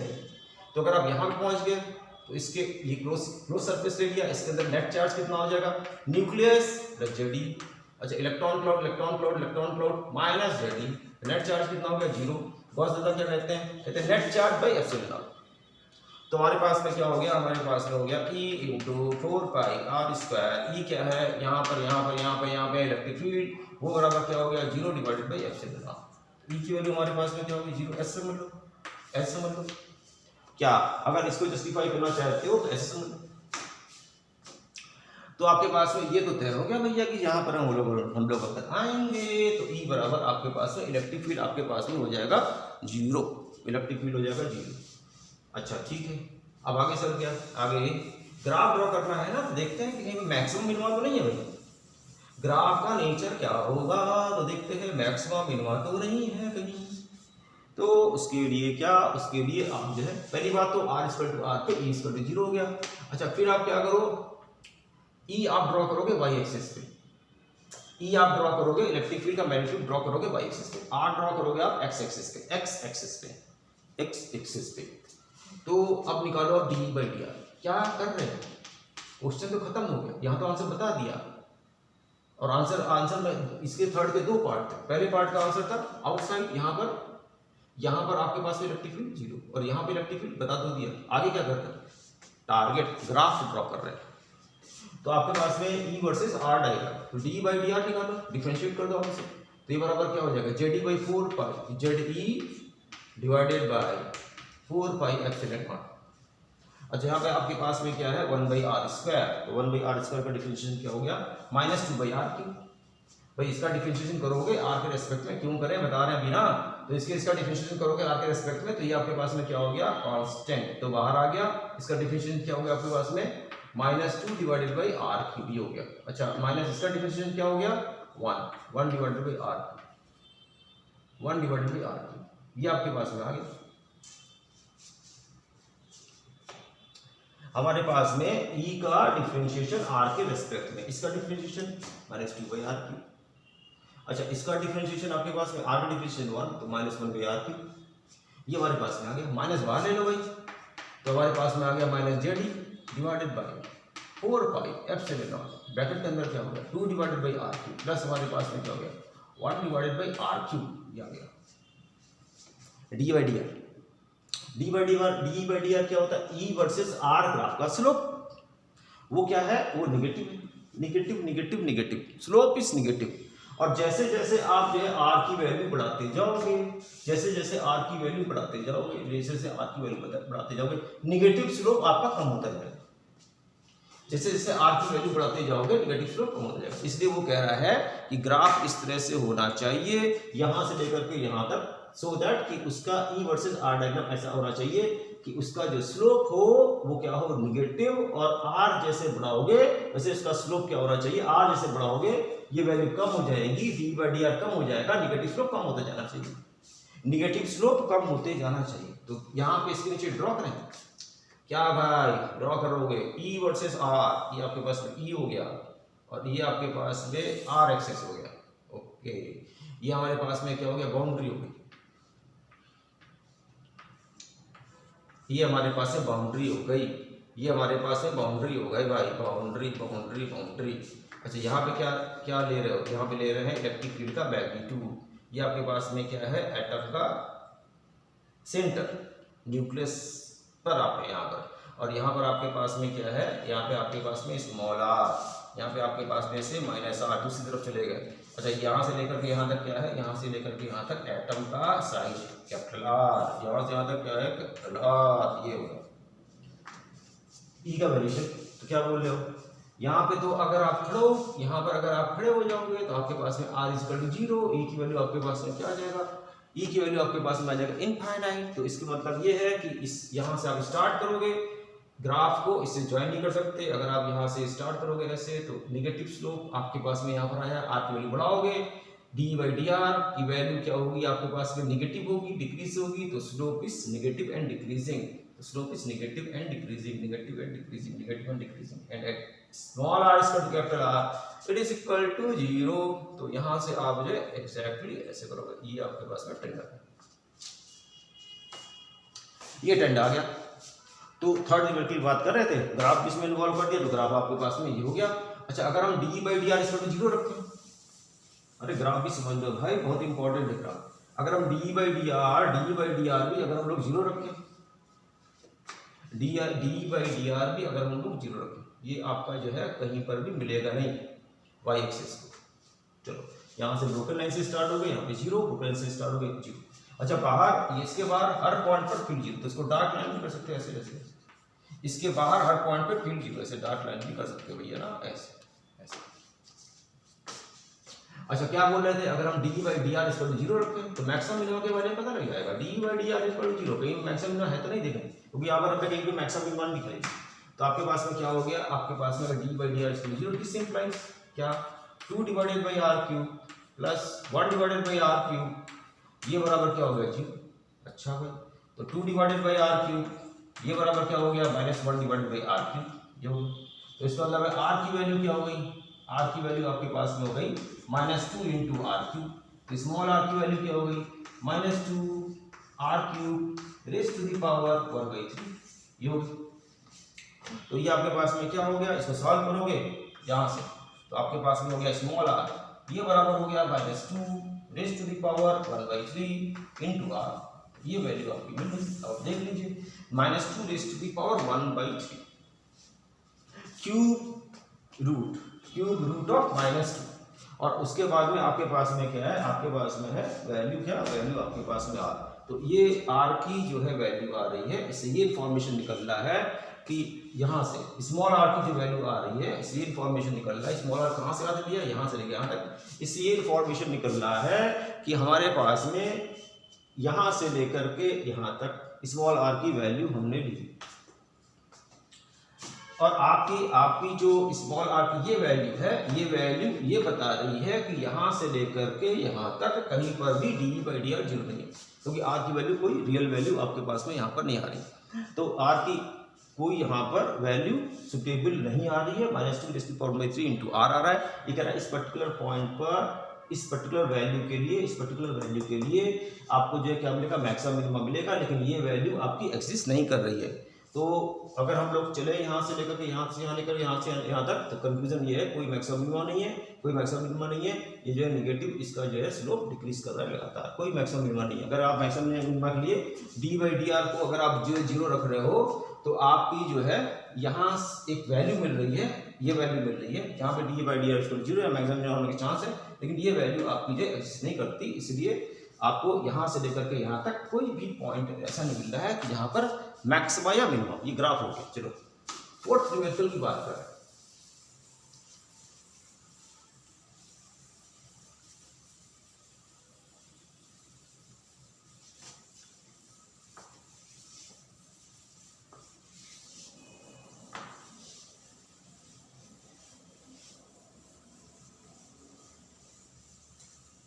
फोर्थ न्यूमेरिकल की बात।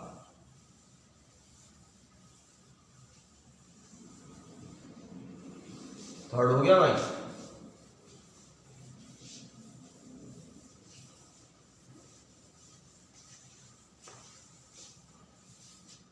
चलो फोर्थ न्यूमेरिकल में वही कह रहा है, ये लैंग्वेज वाला क्वेश्चन है, इंटरेस्टिंग है। Fourth numerical problem, Gauss theorem से रिलेटेड फोर्थ न्यूमेरिकल प्रॉब्लम। वो आपसे कह रहा है भाई आपके पास में क्या है, एक पर्टिकुलर रीजन है जिसमें कि इलेक्ट्रोस्टैटिक फील्ड है। ओके, फोर्थ न्यूमेरिकल प्रॉब्लम की लैंग्वेज स्टार्ट्स। वो कह रहा है एक पर्टिकुलर एक इलेक्ट्रोस्टैटिक फील्ड में एक पर्टिकुलर पॉइंट है, उस पर्टिकुलर पॉइंट पर जो आपकी नेट इलेक्ट्रिक फील्ड है जीरो। तो पर्टिकुलर पॉइंट हो गया, इस पर्टिकुलर पॉइंट पर नेट इलेक्ट्रिक फील्ड आपकी क्या है, zero, E equal to zero. यहां पर no field is there, no field is there, no field is there, no field is there. अच्छा ठीक, तो ये कह रहा है कि इस पर्टिकुलर पॉइंट पर आपके पास में एक चार्ज रखा है, plus Q charge, plus Q charge रखा है। इस पर्टिकुलर पॉइंट पर प्लस क्यू चार्ज रखा है। एक पर्टिकुलर जो है इलेक्ट्रोस्टैटिक फील्ड, उस पर्टिकुलर इलेक्ट्रोस्टैटिक फील्ड रीजन में एक पर्टिकुलर पॉइंट, उस पर्टिकुलर पॉइंट पर नेट फील्ड आपके पास में क्या है, जीरो, और उस पर्टिकुलर पॉइंट पर आपने क्या रख दिया, प्लस क्यू चार्ज रख दिया। और आपने क्या बताना है, आपने बताना है, आपने प्रूव करना है क्या, कि वो पर्टिकुलर प्लस क्यू चार्ज इस पर्टिकुलर पॉइंट पर, वो पर्टिकुलर प्लस क्यू चार्ज इस पर्टिकुलर पॉइंट पर नेसेसरली अनस्टेबल इक्विलिब्रियम में क्या है, अनस्टेबल इक्विलिब्रियम में प्रूव करना है। अगर ये आपको दिया है तो नेसेसरली ये अनस्टेबल इक्विलिब्रियम में है, अनस्टेबल इक्विलिब्रियम, अनस्टेबल इक्विलिब्रियम। कैसे करोगे? अच्छा उल्टा मान लोगे आप, क्या मान लोगे कि ये पर्टिकुलर फोर्थ न्यूमेरिकल कर रहे हैं, ये पर्टिकुलर प्लस क्यू चार्ज यहां पर जो है अनस्टेबल इक्विलिब्रियम में नहीं। कैसे है? स्टेबल इक्विलिब्रियम में, स्टेबल इक्विलिब्रियम में, स्टेबल। ठीक है, तो अगर आपके पास में ये particular plus Q charge stable equilibrium में, ये माना आपने, चलो ठीक। क्या शो करना था? अनस्टेबल इक्विलिब्रियम में। अच्छा क्या मान के चल रहे हो? ये मान के चल रहे हो ये पर्टिकुलर प्लस क्यू चार्ज इस पर्टिकुलर पॉइंट पर क्या है, स्टेबल इक्विलिब्रियम में। शो क्या करना था? Unstable equilibrium. उल्टा लेके चल रहे हो कि मान लो ये particular plus Q charge particular point पे रखा जहां पर आपके पास में इलेक्ट्रिक फील्ड जीरो, और वहां पर जो है क्या, ये स्टेबल इक्विलिब्रियम है। अच्छा अगर ये स्टेबल इक्विलिब्रियम में, तो ऐसा करो, इस पर्टिकुलर प्लस क्यू चार्ज की तरफ एक जो है क्लोज सरफेस ले लो, क्लोज्ड सरफेस, क्लोज सरफेस ले लो। इस पर्टिकुलर प्लस क्यू चार्ज के चारों तरफ closed closed closed closed closed closed closed closed 3D पे क्लोज्ड सरफेस ले लो, क्लोज सरफेस ले लिया। क्या मान रहे हो? Plus Q charge stable equilibrium है, लेकिन सर प्रूव करना था अनस्टेबल इक्विलिब्रियम में। हाँ देखते हैं, उल्टा मान लो क्या, कि plus Q charge stable equilibrium है, स्टेबल इक्विलिब्रियम। अच्छा प्लस क्यू चार्ज अगर स्टेबल इक्विलिब्रियम में, तो ऐसा करें, एक पर्टिकुलर जो है क्लोज सरफेस ले लिया हम लोगों ने। अच्छा ठीक है, क्लोज सरफेस ले लिया, और हम लोग मान रहे हैं कि plus Q charge stable equilibrium में। तो अगर ये स्टेबल इक्विलिब्रियम में है, और प्लस क्यू चार्ज को अगर हम लोग मान लो यहां से लेकर के यहां तक ले जाते हैं, या प्लस क्यू चार्ज को यहां से लेकर के यहां तक ले जाते हैं, प्लस क्यू चार्ज को यहां से लेकर यहां तक ले जाते हैं, प्लस क्यू चार्ज को यहां से लेकर यहां तक ले जाते हैं, या यहां से लेकर के इस पर्टिकुलर क्लोज सरफेस के बाउंड्री पे ले जाते हैं, तो अगर ये स्टेबल इक्विलिब्रियम में है, तो ये इसको यहां से डिस्टर्ब करोगे जहां तक, वापस यहीं पे आ जाना चाहिए। इस पर्टिकुलर प्लस क्यू चार्ज को यहां से यहां तक डिस्टर्ब करोगे, वापस यहीं पे आ जाना चाहिए। इसका मतलब है इस पर्टिकुलर प्लस क्यू चार्ज को यहां से लेकर के यहां तक, यहां से लेकर के यहां तक, यहां से लेकर के यहां तक ले जाओगे, तो प्लस क्यू चार्ज का एटम वापस उसी पोजीशन पे आने को होगा, क्योंकि आपने माना है कि वो स्टेबल इक्विलिब्रियम में, स्टेबल इक्विलिब्रियम में, ये आपने माना है। प्रूफ क्या करना है? Unstable equilibrium. माना क्या है? Stable equilibrium. देखते हैं स्टेबल इक्विलिब्रियम में होगा कि नहीं होगा। अगर स्टेबल इक्विलिब्रियम में नहीं होगा तो भैया फिर अनस्टेबल इक्विलिब्रियम में होगा। चलो ठीक है, अभी हमने क्या किया, स्टेबल इक्विलिब्रियम में, तो क्या क्या बात कर रहे हैं, क्लोज सरफेस ले लिया, इसकी तरफ क्लोज सरफेस, और माना है कि ये क्या है, ये हमारे पास में है स्टेबल इक्विलिब्रियम में। तो प्लस क्यू चार्ज को यहां से अगर यहां ले जाओगे, यहां से यहां तक ले जाओगे, प्लस क्यू चार्ज को यहां से यहां ले जाओ, प्लस क्यू चार्ज काउंट करके यहां से यहां तक ले जाओ, प्लस क्यू चार्ज काउंट करके यहां से यहां तक ले जाओ, तो यहां से अगर आप छोड़ोगे प्लस क्यू चार्ज को, तो वापस यहीं पे आने का, वापस यहीं पे आने का, वापस यहीं पे आने का, वापस यहीं पे आने का, वापस यहीं पे आने का, वापस यहीं पे आने का टाइम लगेगा। कौन? Plus Q charge. क्यों? स्टेबल इक्विलिब्रियम में है। एक रेस्टोरिंग फोर्स लगेगा टुवर्ड्स द पॉइंट जहां पर वो क्या है, स्टेबल इक्विलिब्रियम में था, वहीं पे आएगा भैया, वहीं पे। अच्छा प्लस क्यू चार्ज इसका मतलब ये हो गया प्लस क्यू चार्ज को यहाँ पे ले गए, यहाँ ले गए, यहाँ ले गए, इस क्लोज सरफेस पे आप कहीं पर भी ले गए, यहाँ ले गए, यहाँ ले गए, यहाँ ले गए, यहाँ ले गए, अंदर आने का अटेम्प्ट करेगा कि आप मान रहे हो कि वो स्टेबल इक्विलिब्रियम में है। स्टेबल इक्विलिब्रियम में सिस्टम को अगर आप क्या करते हो, डिस्टर्ब करोगे तो छोड़ दोगे, वापस वहीं पे आएगा। तो इसका मतलब यहाँ पे क्लोज्ड सरफेस पे अगर आप कहीं पर भी उसको ले जाओगे, सिंस स्टेबल इक्विलिब्रियम में वापस अंदर आएगा, जिसके लिए उसको एक रेस्टोरिंग फोर्स चाहिए। अंदर आने के लिए उसको एक रेस्टोरिंग फोर्स चाहिए। तो इसका मतलब ये हो गया कि आपका इस पर्टिकुलर क्लोज सरफेस के ऊपर के हर पॉइंट पर इलेक्ट्रिक फील्ड मौजूद होनी चाहिए भैया। ऐसा क्यों सर? ऐसा इसलिए ताकि उस पर्टिकुलर चार्ज पे फोर्स लग सके, उस पर्टिकुलर चार्ज पे फोर्स लग सके। ऐसा इसलिए ताकि इस पर्टिकुलर चार्ज पे, पॉजिटिव चार्ज पे फोर्स लग सके, वो पर्टिकुलर फोर्स उसको जो है वापस उसी पॉइंट पर ले आए। तो आपको यहाँ पर क्या करना चाहिए, एक इलेक्ट्रिक फील्ड की मौजूदगी दिखानी चाहिए भैया, जो कि क्या हो, उस पर्टिकुलर पॉइंट के टुवर्ड्स दैट पर्टिकुलर पॉइंट, उस पर्टिकुलर पॉइंट की तरफ हो, देखो तो उस पर्टिकुलर पॉइंट की तरफ क्या होना चाहिए, इलेक्ट्रिक फील्ड। ऐसा क्यों? ऐसा इसलिए, ये क्या है, इलेक्ट्रिक फील्ड की प्रेजेंस कहां पर है, इस क्लोज सरफेस पे, किधर है, इनवर्ड है। ऐसा क्यों? ताकि प्लस क्यू चार्ज को आप यहां से लेकर के यहां तक ले जाओ, छोड़ दो, वापस वहीं पे आ जाए। क्यों? क्योंकि आपने माना है कि ये क्या है, स्टेबल इक्विलिब्रियम। और ऐसा अगर आपने माना स्टेबल इक्विलिब्रियम, तो यहाँ पर इलेक्ट्रिक फील्ड की एग्जिस्टेंस दिखानी पड़ेगी उसी पर्टिकुलर पॉइंट की तरफ, ताकि प्लस क्यू चार्ज को आप यहाँ से लेके यहाँ पे छोड़ दो तो वापस वहां पे आ जाए, आप दूसरे को बता सको। देखो भैया स्टेबल इक्विलिब्रियम में हमने जो माना है वही है, और तुमने अगर स्टेबल इक्विलिब्रियम में माना है तो फ्लो सरफेस के हर पॉइंट पर इलेक्ट्रिक फील्ड को दिखलाओ टुवर्ड्स दिस, इलेक्ट्रिक फील्ड को दिखलाओ टुवर्ड्स दिस, इलेक्ट्रिक फील्ड को दिखलाओ टुवर्ड्स दिस, इलेक्ट्रिक फील्ड को दिखलाओ टुवर्ड्स दिस, तभी बात बनेगी। तब बात ऐसे बनेगी कि प्लस क्यू चार्ज को आप क्या करोगे, प्लस क्यू चार्ज को आप उठा के यहाँ से यहाँ तक ले आओगे, छोड़ दोगे तो हाँ दिखाई पड़ रहा है प्लस क्यू चार्ज को, अगर हम ये लोग यहाँ पे छोड़ देंगे तो इलेक्ट्रिक फील्ड इधर है, फोर्स लगेगा इधर, तो अंदर चला जाएगा उसी पर्टिकुलर पॉइंट पर, या जाने का अटेम्प्ट कर रहा होगा, क्योंकि स्टेबल इक्विलिब्रियम माना है। तो ये हो गया। अच्छा अगर आपसे कोई कहता है कि भाई ऐसा है कि शो करो, तो ये कुल मिलाकर क्या हो गया, एक कॉन्फर्मेशन हो गया, जो कि जरूरी है आपके एजम्पशन के अकॉर्डिंग। क्या आपने माना है, स्टेबल इक्विलिब्रियम। अच्छा अगर आपसे कोई अब कहता है कि क्या है, शो करो क्या, कि plus Q charge stable equilibrium में, तो क्या करोगे आप, प्लस क्यू चार्ज को स्टेबल इक्विलिब्रियम में कहने के लिए आप पर्टिकुलर प्लस क्यू चार्ज को यहां से लेकर के यहां तक ले गए, या यहां से लेकर के यहां तक ले गए, या यहां से लेकर के यहां तक ले गए, यहां से लेकर के यहां तक ले गए, यहां से लेकर यहां तक ले गए। मान लो आप यहां से लेकर के यहां तक ले गए, ये शो करने के लिए कि भाई देखो मेरा प्लस क्यू चार्ज क्या, स्टेबल इक्विलिब्रियम, यहां से लेकर के यहां तक ले गए, यहां पर आ गए। और जैसे ही आप यहाँ पर आ गए, जैसे ही आप यहाँ पर आए हो, वैसे ही एक चीज ऑब्जर्व करो आप। पहली बात तो ये पूरा सेटअप आपको बनाना पड़ेगा, क्योंकि आपका चार्ज जो है क्या है, स्टेबल इक्विलिब्रियम में। अच्छा आपको स्टेबल इक्विलिब्रियम में ये सेटअप अगर आपके पास में, आपके पास में क्या, इलेक्ट्रिक फील्ड इनवर्ड है। अच्छा आप इस पर्टिकुलर प्लस क्यू चार्ज को स्टेबल इक्विलिब्रियम में शो करने के लिए आप प्लस क्यू चार्ज को उठा करके यहां से लेकर के यहां तक आ गए, दूसरे को आपको हम दिखला रहे हैं कि देखो भाई स्टूडेंट्स, प्लस क्यू चार्ज को हम यहां से लेकर यहां तक आ गए, अब छोड़ दूंगा तो अंदर की तरफ भाग जाएगा।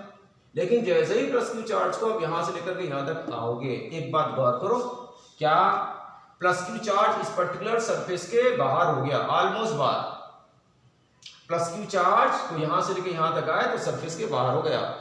तो गॉस का अगर आप जो है इक्वेशन देखोगे तो फाई इक्वल टू होता है नेट चार्ज इनसाइड, चार्ज कहां चला गया, यहां पर आ गया, net charge inside zero divided by epsilon naught, तो क्या हो गया, फ्लक्स। जैसे ही प्लस की चार्ज को शो करोगे कि भैया स्टेबल इक्विलिब्रियम में यहाँ पे आ जाओ और छोड़ूंगा तुम्हें, और जैसे ही चार्ज को तुम बाहर लाओगे तुरंत जो है गॉस बंदा देख रहे हैं कि अरे नेट चार्ज अंदर जीरो हो गया, भाई नेट चार्ज अंदर जीरो हो गया, तो फ्लक्स जो है इस पर्टिकुलर क्लोज सरफेस से लिंक क्या होना चाहिए, जीरो होना चाहिए, मस्ट है। लेकिन दूसरी तरफ आपने देखो यहाँ पे इलेक्ट्रिक फील्ड अंदर की तरफ इलेक्ट्रिक लाइन से फोर्स जा रही है, ये आपकी रिक्वायरमेंट थी स्टेबल इक्विलिब्रियम के लिए। अगर इलेक्ट्रिक लाइन्स ऑफ फोर्स अंदर की तरफ जा रही है तो आप अगर देख रहे हो तो flux is further not equal to 0। इसको यहां से लेकर जैसे ही आओगे क्लोज सरफेस के बाद गॉस चिल्लाएंगे कि आपका जो फ्लक्स है इस पर्टिकुलर क्लोज सरफेस से देखो भाई 0 हो जाएगा, क्योंकि चार्ज को तुम बाहर ले आए, यहाँ ले आए। और दूसरी तरफ वो शायद ये भी कह रहे हैं आपसे कि देखो फ्लक्स जो है मेरे थ्योरम से 0, लेकिन आपने जो electric lines of force draw कर रखी है अंदर अंदर अंदर अंदर अंदर अंदर अंदर ड्रॉ कर रखी है, इससे फ्लक्स 0 नहीं बन रहा है। तो ये कॉन्ट्राडिक्टरी है, फ्लक्स 0 मस्ट होना चाहिए। तो आपके पास में जो ये कॉन्फिगरेशन है, ये जो कॉन्फिगरेशन है, इसके हिसाब से आपको जो फ्लक्स है वो 0 नहीं आ रहा है। अच्छा, ऐसा जो है हो नहीं सकता क्या ये थ्योरम गलत हो जाए? तो इसका मतलब है हम लोग क्या कर रहे हैं, हम लोग जो एज्यूम्पशन, क्या मतलब हो गया इसका मतलब हो गया कि फ्लक्स आपका जो है 0 यहां से लेकर के यहां तक अगर आप आए हो तो आपके पास में क्या है, आपके पास में फ्लक्स 0 होना चाहिए। अगर आप यहां से लेकर के यहां तक आए हो तो गॉस थ्योरम के अकॉर्डिंग फ्लक्स 0 होना चाहिए, जबकि आपका जो कॉन्फिगरेशन है स्टेबल इक्विलिब्रियम के रिक्वायरमेंट के अकॉर्डिंग उसके हिसाब से फ्लक्स जो है इस सरफेस से क्या है दिखाई पड़ रहा है, अंदर की तरफ है फील्ड लाइन, 0 नहीं है। तो ये कॉन्ट्राडिक्टरी हो गया। तो इसका मतलब ये हो गया कि आपका जो ये पर्टिकुलर जो फील्ड कॉन्फिगरेशन है, फील्ड कॉन्फिगरेशन ऐसा होना चाहिए कि फ्लक्स क्या हो जाए 0। ये फील्ड कॉन्फिगरेशन ऐसा होना चाहिए कि फ्लक्स क्या हो जाए 0। इसका मतलब इस तरह का फील्ड कॉन्फिगरेशन आप जो है क्या कर सकते, डिक्लेयर नहीं कर सकते। तो इसका मतलब है कि आपके पास में अगर इस तरह का फील्ड कॉन्फिगरेशन डिक्लेयर नहीं कर सकते तो आपका जो चार्ज है यहाँ पर, जिसको आपने माना है कि एक ऐसे पॉइंट पर जहां इलेक्ट्रिक फील्ड 0 है और इस पर्टिकुलर प्लस की चार्ज को आपने रखा है, आपने माना है कि स्टेबल इक्विलिब्रियम में, वो गलत हो गया, वो अनस्टेबल इक्विलिब्रियम होना चाहिए। फिर से इसको आप यहाँ पर ले आए तो चार्ज बाहर आ गया, गॉस के अकॉर्डिंग प्लस 0 हो गया, लेकिन आपने सब तरफ फील्ड अंदर इसके लगा रखी है। इस particular inside electric lines of force के प्रेजेंस की वजह से फ्लक्स 0 नहीं है, जबकि 0 होना चाहिए। तो कॉन्ट्राडिक्टरी हो गया। अच्छा, ये फ्लक्स अगर 0 होना है तो आपका जो इलेक्ट्रिक लाइन्स ऑफ फोर्स का ये जो आपके पास में पैटर्न है, इलेक्ट्रिक लाइन्स ऑफ फोर्स का ये पैटर्न है, ये आपका नहीं होगा। अगर ये नहीं होगा तो इसका मतलब है कि आपका जो पर्टिकुलर प्लस की चार्ज जो कि स्टेबल इक्विलिब्रियम में था, स्टेबल इक्विलिब्रियम के लिए उसकी ये रिक्वायरमेंट आपकी जो है अब नहीं रही, मतलब वो पर्टिकुलर प्लस की चार्ज स्टेबल इक्विलिब्रियम में नहीं है। तो किसमें है, unstable equilibrium. Fourth numerical problem के बारे में मैं ये बात करना चाह रहा था। लैंग्वेज की ये जो है, इसमें थोड़ा लैंग्वेज लिखना है, लेकिन एमसीक्यू में आ सकता है कि बताइए अगर आप इस 0 पर प्लस की चार्ज का रख रहे हैं तो क्या है, neutral equilibrium, unstable equilibrium, stable equilibrium या नन। तो क्या बोलोगे, अनस्टेबल इक्विलिब्रियम में। और समझो कैसे, अब ये समझाया है, उल्टा लेके चलोगे क्या, स्टेबल इक्विलिब्रियम फिर उससे कॉन्ट्राडिक्टरी यहाँ पे शो करोगे, तब ये प्रूव हो जाएगा कि स्टेबल इक्विलिब्रियम नहीं है, अनस्टेबल इक्विलिब्रियम है। Thank you for watching.